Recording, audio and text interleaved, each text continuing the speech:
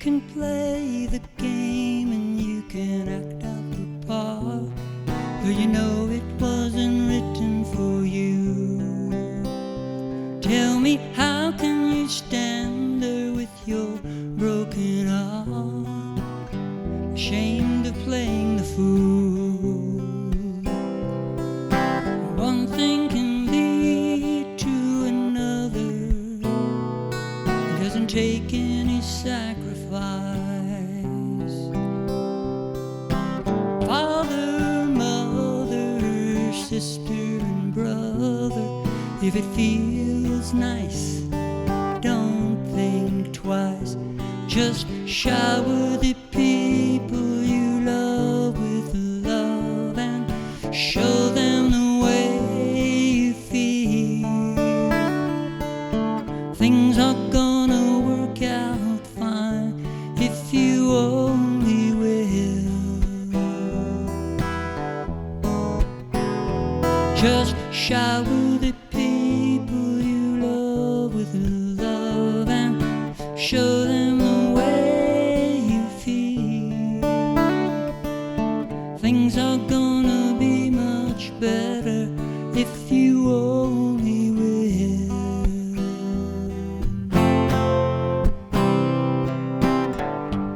You can run, but you cannot hide. This is widely known. Tell me what you plan to do with your foolish pride when you're all by yourself alone. Once you tell somebody the way that you feel, you can feel it beginning to ease. I think it's true what they say about that squeaky wheel. It always gets the grease. Better to shower the people you love with love and show them the way you feel. Things are gonna be just fine if you only will. Oh, shower the people you love with love. Show them the way that you feel. Things are gonna be much better if you only will. Yes, shower the people you love with love. Show them the way that you feel. Things are gonna be just fine if you only will.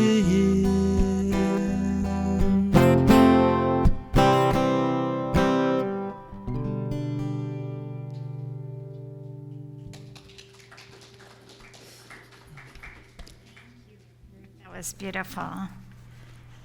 So Robert Anderson is here for our music today. We thank him.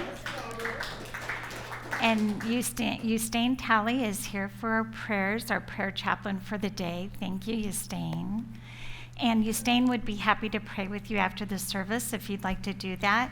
Or you can also write a prayer request and put it in the prayer box in the back of the room. I'm Lori Smith. I'm the spiritual leader here at Unity on the Avenue. And I want to welcome you because your energy, your love, just the wonderful spirit that you are is what makes this community so wonderful. So thank you so much for being here.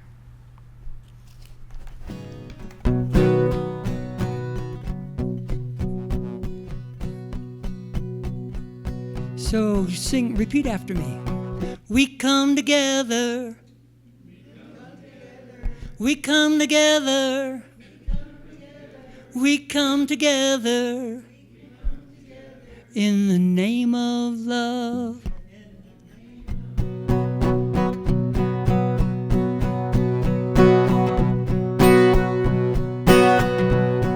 Take a look at the person next to you. Say, I recognize the light in you. Feel the love in the sanctuary. Now lift your voice and sing with me. Here we go. We come together. We come together. We come together in the name of love. In the name of, again, we come together. We come together. We come together in the name of love. You know what? I think we got to stand up for this one. There's just too much energy in this song. If you're able,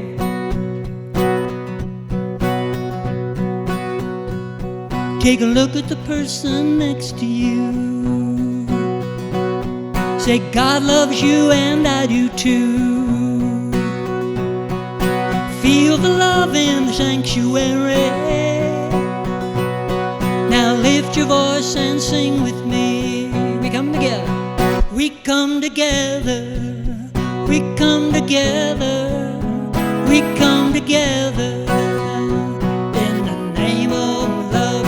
We come together. We come together.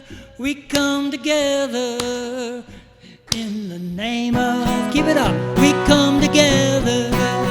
We come together.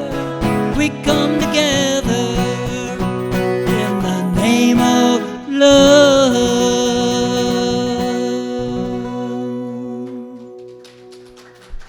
Yes. Will you join me in our statement of faith?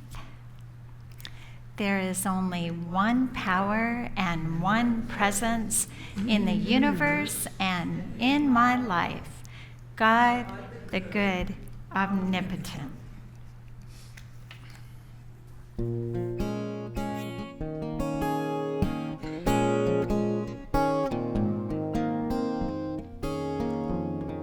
Surely the presence of God is in this place. I can feel the mighty power and the grace.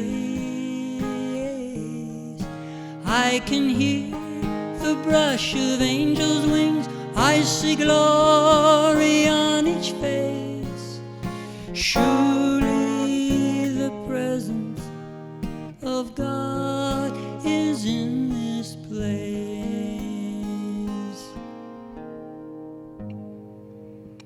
So let's just relax and let go of all the things and the busyness of the morning that we brought with us. Let's let it go.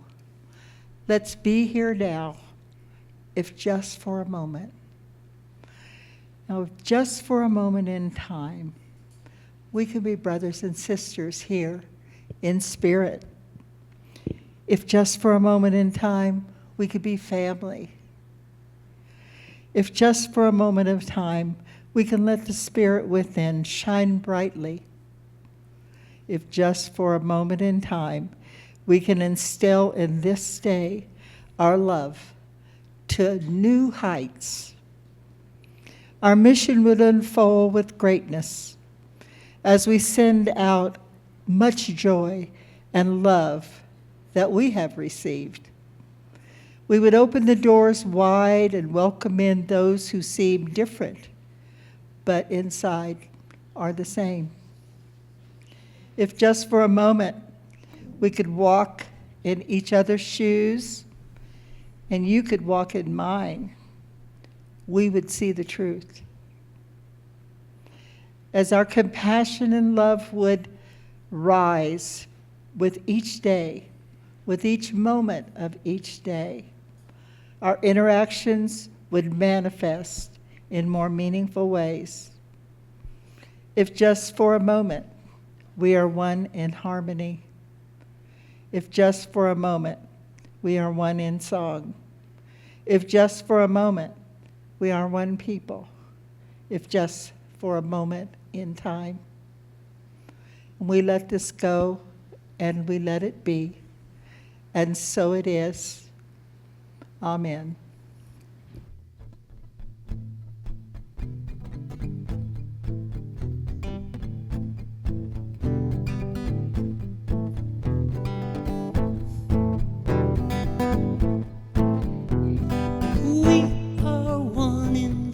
spirit.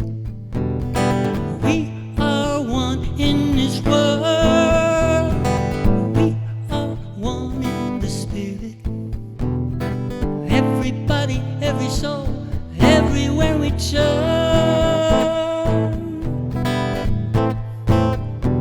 Well, life is gonna change when inside we change and take that journey to the heart.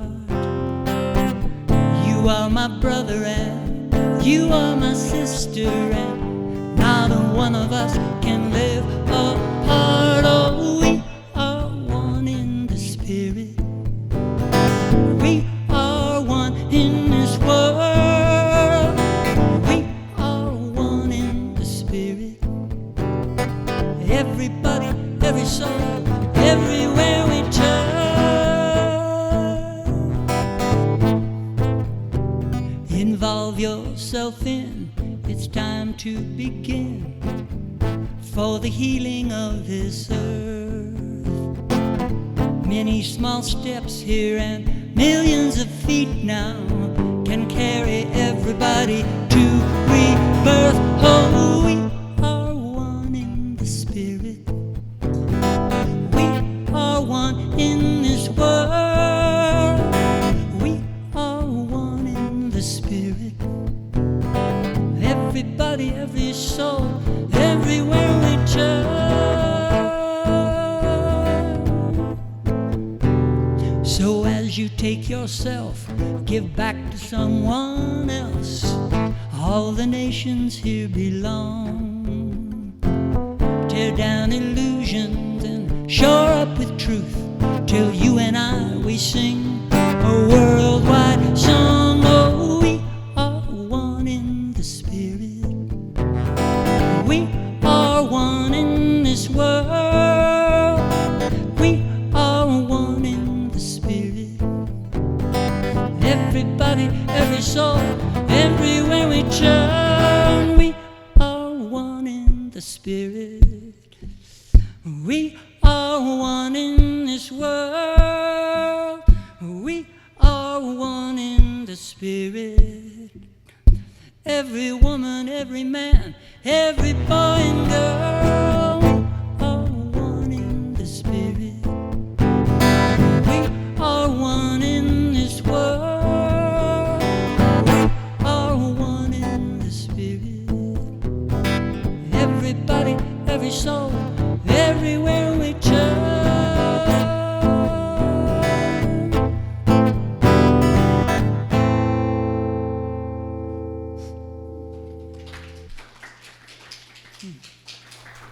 Thank you. All right, so today we're talking about transforming the world one community at a time. And I'll start off with a little story. So a faith healer meets up with this one person and he says, "How is your cousin?" And the man tells him, "Well, my cousin's not doing so good. He's not feeling very well." And the faith healer says, "You know what? He is well. He is doing fine. He just thinks he's sick, but he's not really sick." So about a month later, the faith healer meets up with the man and he said, "So how is your cousin?" And the man says, "He thinks he's dead."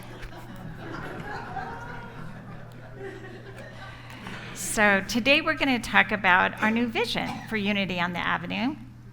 It didn't change a lot, but there were some important words that did get changed. So the new vision statement for Unity on the Avenue is, "Together in oneness, we create a world transformed by love and compassion." And so a friend of mine asked me recently, if the world is transformed, what does that look like? And how do we do that? And so that's what I want to talk about today. When we realize that we are one, goes right along with our music today, we are stronger, and we are intentionally working together to form a loving, compassionate consciousness, and we are a force for good to make big, positive changes in this world. And for something to be transformed, it has to be a big change, either on the outside or it could be on the inside. And I was thinking about our own community here, and over the last couple of years, we have had a lot of changes in our outward appearance. We've changed the roof, the cooler, the gutters, the fascia, and most recently, the guys did an awesome job on that office upstairs at Unity House. If you get a chance, you should see it. They did a beautiful job. But we may have also noticed changes within ourselves over the last couple of years. We may have noticed some new insights, some new behaviors.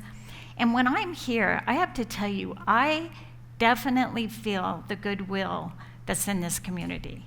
And if you stop and listen, you hear laughter, you hear conversations like, how are you doing? Do you need some help with something? Just very loving consciousness that is here in our community. And that positive energy that we build up here, it goes out into our family and our friends, our community, our world.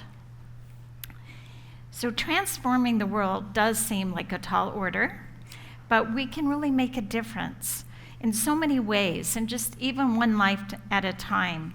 There's a story of the starfish, and it's a parable that illustrates the impact of our individual actions. So a young girl was walking along the beach upon which thousands of starfish had been washed up during a terrible storm. And when she came to each starfish, she would just throw it back into the ocean. And people were watching her, kind of amused. She had been doing this for some time when a man walks up to her and says, "Little girl, why are you doing this? Look at this beach. You can't save all these starfish. You can't begin to make a difference." So the girl seemed crushed, suddenly deflated. But after a few moments, she bent down, picked up another starfish, hurled it in as far as she could into the ocean, and she looked up at the man and replied, "Well, I made a difference for that one." Now, the man looked at the girl inquisitively, and he was thinking about what she had done and what she said, and inspired, he joined her in throwing starfish back into the sea. And soon other people joined, and all the starfish were saved. So this story is a call for all of us to do whatever we can do for one another, and we can work at this maybe at one community at a time. So think about a person in your life who really made a difference, did something that was very meaningful to you personally. It could be a family member, a friend, a neighbor, a teacher, people who've been led by their own inner guidance to be a force for good in the world. And what characteristics or actions do you most admire about them? So just kind of think about that person in your heart. In what ways are you like that person? Think of times when some action of yours made a difference in the world around you. And what did you need for that activity in both inner and outer ways? So some things are tangible when we go to help out. It might be good walking shoes, it might be a good pair of gloves. And some things are intangible, like our optimism, like our love that we hold in our hearts. So our inner resources enrich ourselves and others, and we are a blessing to the world. We can make a very big difference. This talk that I'm doing today is really about social action, which is an intentional action in support of bringing about change for the better in some aspects of life connected with human society in general. And its intention is to afford fair treatment and benefits to all. The Unity Worldwide Ministry's statement of social action position is, "This stand is the foundation of social action in the Unity movement, where social action identifies the actions we take for communal well-being. Our collective wisdom and creativity combine to bring freedom, peace, love, equity, and justice into the world in ways that we cannot imagine when we are working in solitary and siloed ways or in working individually. We are stronger together." Spiritual social action kind of takes that thought and that idea a little bit further, because when it moves out of the role of just doing charity, work for unfortunate others, or doing it out of obligation. Instead, with spiritual social action, we recognize it as a mutually beneficial exchange that empowers rather than invites dependency. We acknowledge the Christ presence in all of life, which is our second unity principle. We honor all aspects of our world, knowing that all have something of value to give and that all benefit in that exchange. And when I handed out the little cards today, the greeters I know gave those to you, it's just to recognize that we all have value in the world and we all have something to give. When we think, speak, or act in a loving, compassionate way, it truly impacts all of life. It's not so much what we are doing to serve, but it's the consciousness we have when we are doing it. Jesus taught us to serve. It's in Matthew 25:34-40. Jesus said, "Come you that are blessed by my Father, inherit the kingdom prepared for you from the foundation of the world. For I was hungry, and you gave me food. I was thirsty, and you gave me something to drink. I was a stranger, and you welcomed me. I was naked, and you gave me clothing. I was sick, and you took care of me. I was in prison, and you visited me. Just as you did it to one of the least of these, who are members of my family, you did it to me." And in Mark, it's chapter 10, verses 43-45. It's about Jesus teaching his disciples that true greatness comes from being a servant to others, just as Jesus came to serve rather than to be served. Prayer is one way that we can make a big difference in our world. There's something called subtle activism, and it's an activity of consciousness or spirit, such as prayer, meditation, intended to support collective healing and social change. There are many effective ways to positively influence social change other than over a political action. Traditional methods of frontline activism is things like marches and demonstrations, but they represent only the most immediate and direct expressions of action for social change. It's possible to identify a spectrum of social action that proceeds from the most obvious or overt forms down a graded scale of increased subtlety. At the most subtle level, even certain activities of consciousness or spirit can be recognized as forms of social action. So subtle activism is primarily intended for collective healing and social transformation, such as meditating for peace on earth or a community struck by a natural disaster. The goal of subtle activism is to encourage us to extend our healing focus to our greater community. We consider a practice to be spiritual if it's oriented towards wholeness and healing and motivated by universal values like love and compassion. It's not necessary that the approach be explicitly spiritual. We would consider a practice that inspires awe and reverence for the earth to be spiritual, even if the spirituality is not mentioned. So I want to tell you a story about Johnny. This is titled "The Simple Truths of Service," inspired by Johnny the Bagger. And it is a true story. So Barbara was hired by a large supermarket chain to lead a customer service program to build customer loyalty. And during her presentation, she said, "Every one of you can make a difference and create memories for your customers that will motivate them to come back." So how? You put your personal signature on the job. Think about something special that you can do for your customers to make them feel special, a memory that will make them want to come back. So after about a month of that, she spoke to Johnny on the phone. She received a call from a 19-year-old bagger named Johnny. He proudly informed her that he was a Down syndrome individual and told her his story. He liked what she talked about, but at first he didn't think he could do anything special for his customers. After all, he said, "I'm just a bagger." Then he had an idea. Johnny told her every night after work he would come home and he'd try to find a thought for the day. And if he didn't find one, he would think one up on his own. And when he had a good thought, his dad would help him with the computer. He'd type it all up, and then Johnny would cut it into little slips of paper, and he would bring those with him the next day. When he finished bagging someone's groceries, he would put his thought for the day in the bag and said, "Thanks for shopping with us." So it really touched Barbara to think that this young man, with a job many might say is not important, had made it important by creating precious memories for all of his customers. And then a month later, the store manager called Barbara.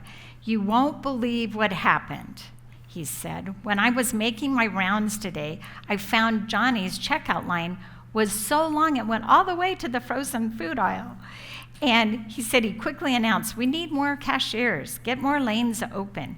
And as he tried to get people to change lanes, but no one would move. They said, "No, it's okay. We want to be in Johnny's lane. We want his thought for the day." And the store manager continued, "It was just a joy to watch Johnny delight his customers." He got a lump in his throat when one woman said, "I used to shop at your store once a week, but now I stop in every time I go by because I want to hear Johnny's thought for the day." So a few months later, the manager called Barbara. "Johnny has transformed our store. Now when the floral department has a broken flower stem or unused corsage, they find a customer to pin it on. And everyone's having a lot of fun creating these memories. So they would give out the flowers or pin the corsage on them.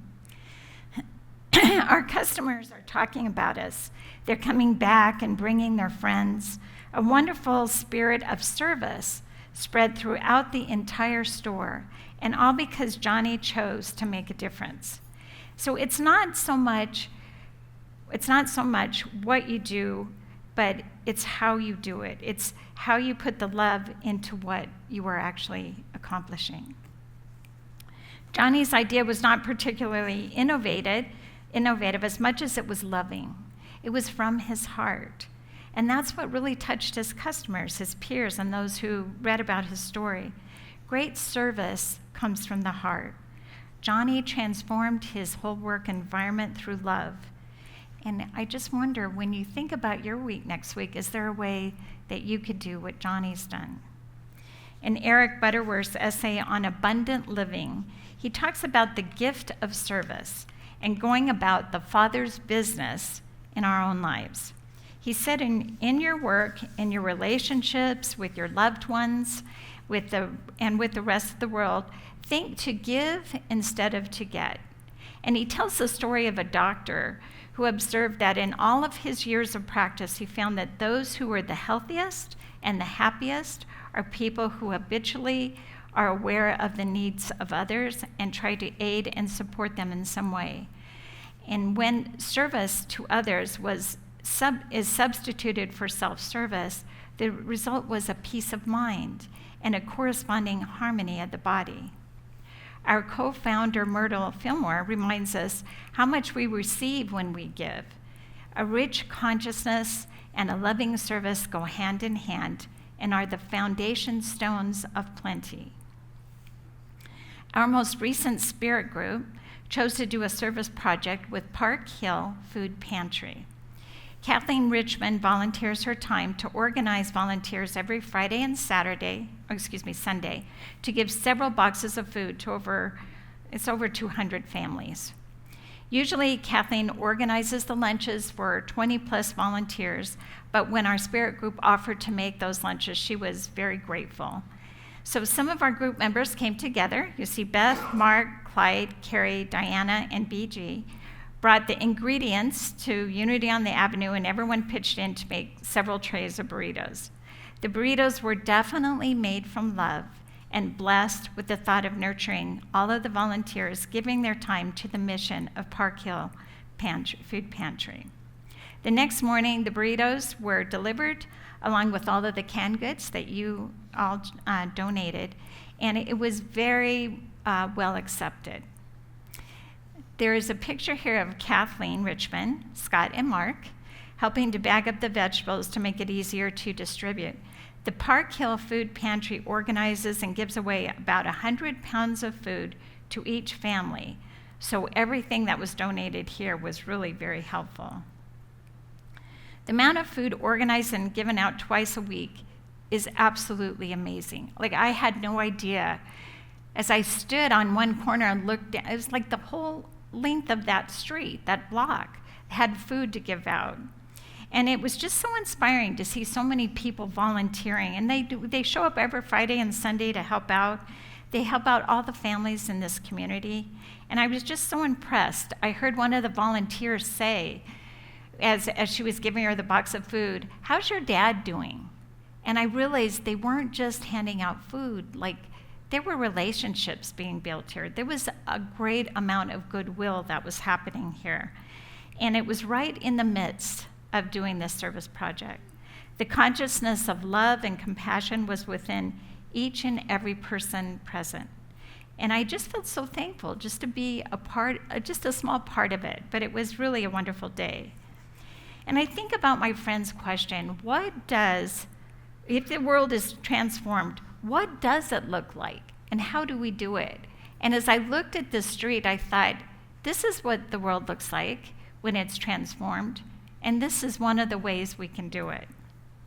In the Beatitudes, Jesus said, "Blessed are the peacemakers, for they shall be called the children of God." From the book Prayers of the Cosmos, one of my favorite books, the translation of Aramaic, which is the language that Jesus spoke, refers to those who not only make or perform action, but also are committed to it. The translation calls up more images of planting, tilling the ground, laboring regularly, bringing forth fruit, and celebrating. The emphasis is on that which is done periodically and regularly, despite the odds. It's a commitment to continue to nurture peace in one's own life and then extend this feeling to an action that would include the peacefulness of one's community. And for me, this really creates an image of being centered and grounded, steadfast in one's faith, and commitment to be the peacemaker that I want to see in this world. And so my goal is to extend this feeling of inner peace to words or an action that would include the peacefulness of my community. Even small acts of peace ripple outward. As we foster kindness daily, even when facing challenges, we contribute to a collective wave of positive change. Together, we can make a world of difference. When my grandson was about 2 years old, I was shopping with him in the grocery store, so he's sitting in the basket in front of me and not having a particularly good day. So I don't know if he was hungry, tired, uncomfortable, but he was making it known, as 2-year-olds do. It's the only communication they have. But he was crying pretty loudly. And so I'm looking at him going, look at Nana's eyes, just breathe with me. And he had started to do that. He'd started to calm down. And this woman comes up to me and she says, "Everything okay?" And I'm like, "Oh, he's having a little bit of a bad day." And she goes, "Well, we all have bad days once in a while." And then she went on to shop. And just that little exchange of words I was so grateful for that. Because of course, while you're being calm and trying to calm down this little person in front of you, you're thinking of all the other grocers, everybody's shopping, and hearing this little guy being unhappy at the moment. But that was just a small act of peace that day, but it really meant the world to me. St. Francis was a gentle soul and was considered the saint of animals, nature, and the environment. In his prayer, he asked Divine Spirit to make him an instrument of God's peace. He is open and receptive to be led by Spirit, to be an instrument of divine Spirit. And he states, "Where there is hatred, let me sow love. Where there is injury, pardon. Where there is doubt, faith. Where there is despair, hope. Where there is darkness, light. And where there is sadness, joy. To sow is to plant a seed for growth or to set something in motion." In our revealing word that we use with unity, it says that every thought is a seed and brings forth after its kind. Every spiritual thought is a seed sown to the Spirit, and spiritual thoughts feed and nourish and build up the spiritual man. So how do we plant seeds of love and pardon and faith, hope, light, and joy? Most of us are familiar with random acts of kindness, often for a stranger, done anonymously. But what would a random act of peace look like? More likely it would be for someone we know, offered in a more direct way. So we might apologize to a friend for a misunderstanding or a mistake that was made. We might participate in a peace vigil.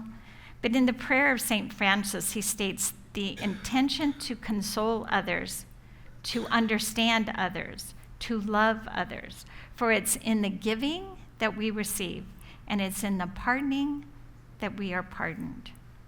In that song that we often sing at Unity on the Avenue, or Unity is actually everywhere, Let There Be Peace on Earth, there's a couple lines in there that I thought were so appropriate for today. Let peace begin with me. Let this be the moment now. With every step I take, let this be my solemn vow, to take each moment, live each moment in peace eternally, and let there be peace on earth, and let it begin with me. Similar to the love and appreciation of animals that St. Francis expressed, there are many great organizations now that express compassion for animals, such as the Wild Animal Sanctuary.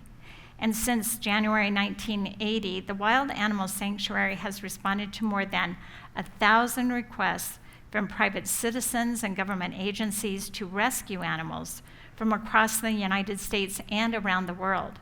Their residents were abused, abandoned, illegally kept, or were victims of other terrible situations.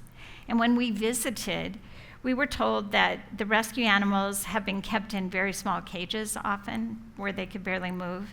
At the sanctuary, they place the animals in a little bit larger cage, obviously, much larger cage, but they leave the door open so that they can walk out of the cage. And he said that it can take the animals actually quite a long time to even venture outside of it because they're not used to it. But now they live in amazingly natural habitats. The sanctuary in Keansburg is home for hundreds of rescued animals and will continue to educate hundreds of thousands of people per year about the captive wildlife crisis. So we have a spiritual connection with all parts of God's creation, although we may not take time to recognize that in our daily lives. Charles Fillmore, our co-founder, said that intelligence is inherent in every form, animate or inanimate. Even rocks and all minerals have life, and we should be speaking words of truth to everything, not only mankind, but to the mineral, vegetable, and animal kingdoms. I have a true story for you about Nick. Nick moved to New York City for his work and ended up in what he described as a small concrete box with no plants. He said he returned to his roots, and that made him feel human, and he bought 100 houseplants. Suddenly, he was aware of his role in the ecosystem, and he learned about biophilia, which is love and, as he described it, friendship with the natural world. It puts plants and nature on the same plane rather than being an object of nature that can be controlled or mastered. Humans are inherently drawn to and will seek out experiences with nature. Humans have evolved in nature for most of our existence, and it's just really been over the last couple of hundred years that we've isolated ourselves in cities devoid of nature. In 1950, 30% of people lived in cities. In 2023, 56% of people live in cities, and it's expected to reach to 68% by 2050. So he described we're moving in the opposite direction, and it should inspire us to bring botanical life back into our everyday existence. We should have plants in our environment in order to live our best lives. The people living the longest, happiest lives are not those living in cities. We better bring the plants in. We do have some, right? But he says, if a person could, here we go. While living in cities, environmental issues are out of sight and out of mind. A lot of us do forget about that.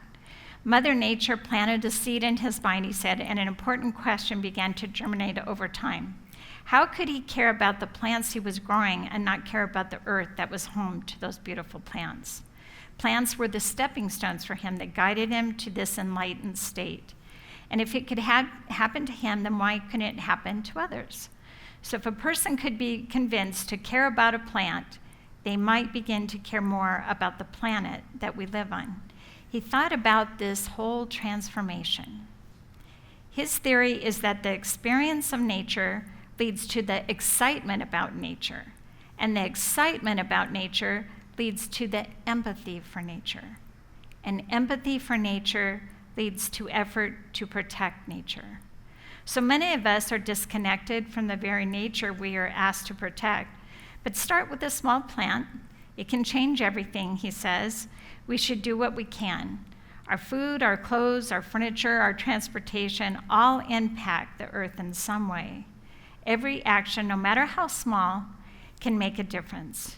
For us to protect and care for this planet, we need to go back to the basics of living with nature and learning to be better stewards of the earth. So buy a plant, protect the plant, and nurture the plant. That was his advice. I think it's pretty good advice. Together in oneness, we can create a world transformed by love and compassion. We can make a difference in the world for all of God's creations. So I have a little bit, it's a new form that I read of the prayer for protection. The light of the stars surround us. The love of the oceans enfold us. The power of trees protect us. The presence of the mountains watches over us. Wherever we are, God is, and all is forever illumined and blessed. So let's take these thoughts into a meditation. Just would like you to relax in your chair. Just allow it to support you in a comfortable position. Breathe in a few deep breaths. And with each exhalation, release any tension or concerns from your morning. Breathe gently and easily, noticing the rhythm of your breath. We quiet our minds and become still, aligning our hearts and minds with Spirit. We are open and willing for Spirit to create through us. Divine Spirit, creator of the universe, is present in and all around us. The beauty of nature, the smile of a stranger, the sounds of the ocean. It is the oneness of all, and we have a reverence for all that Divine Spirit has created. Each one of us is an awe-inspiring creation of Spirit, uniquely designed to create with Spirit. There has never been anyone like you, nor will there ever be. Your gifts to the world are so very special because they are from your heart and soul. We go about the Father's business of creating a world transformed with love and compassion.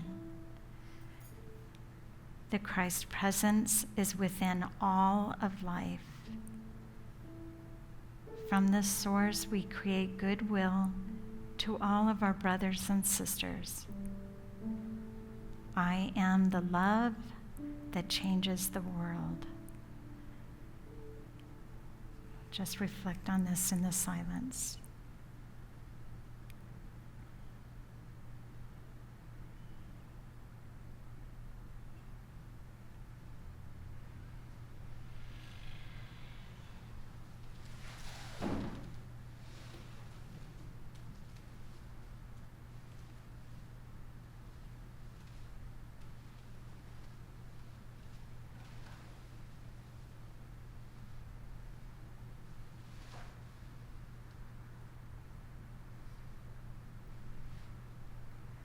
As you return to this room, begin to hear the sounds around you.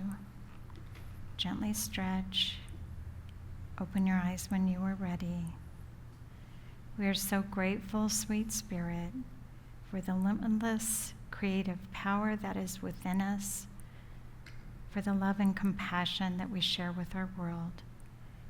And we are willing, we are here to live the truth we know. And so it is. Amen.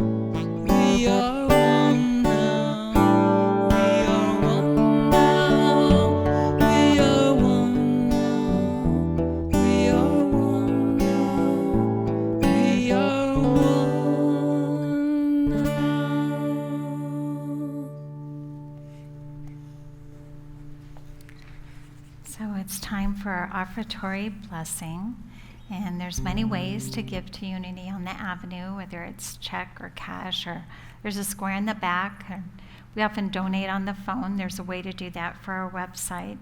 But just know how much it's appreciated when we help out with our church and our just regular commitments that we have to do.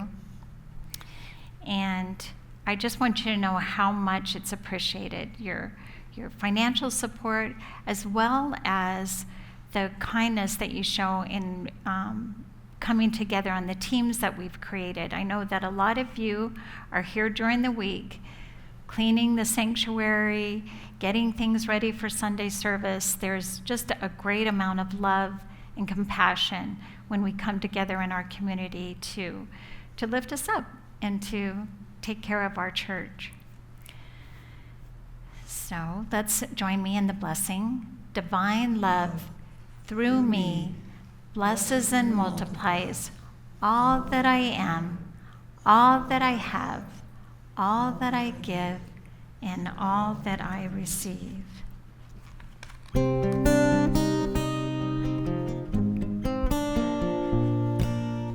I am the heart, I am the hands, I am the voice of spirit on earth, and who I am, and all I do is a blessing to the world.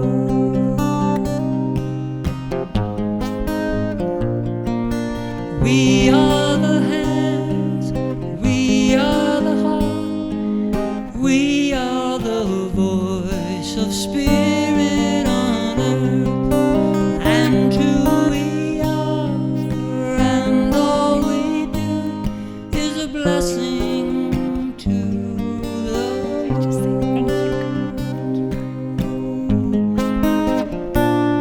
We're a blessing to the world.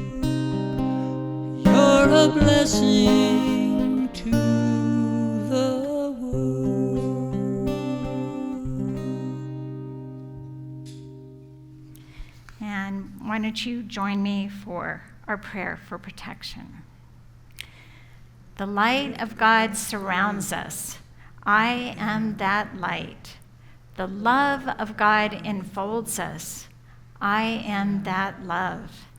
The power of God protects us. I am that power. And the presence of God watches over us. I am that presence. Wherever we are, God is, and all is well. We come together, we come together, we come together.